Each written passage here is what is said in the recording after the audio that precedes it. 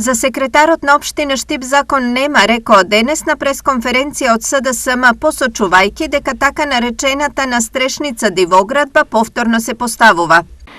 Во изминативе денови бевме сведоци дека активно се работеше на завршување на дивоградбата на секретарот на општина Штип, а од Јорданов ниту трага, ни глас по однос на прашањето за поведување на дисциплинска постапка.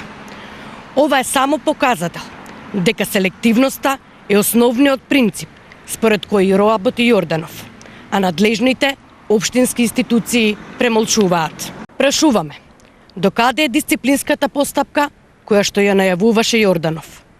Кој и зошто дозволи да продолжи оваа дивоградба?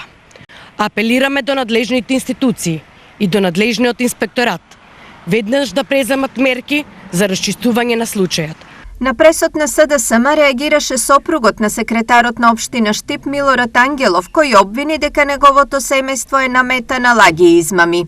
Пријате, со согласност на сите станари, заверена на нотар, се договоривме да ја направиме целата кровна конструкција. Целата документација каснеше од оправдани причини, но поради врнежите од дожд кои во тој период се случија и становите на најгорниот спрат вливаа во вода и влага, моравме да започнеме со реконструкција на кровот, се со една цел да спасиме што можеме. Во меѓувреме, постапката за целата проектна документација излезе, е поднесена и сега се работи исклучиво по истата и никако друго. Реакција имаше и од општина Штип.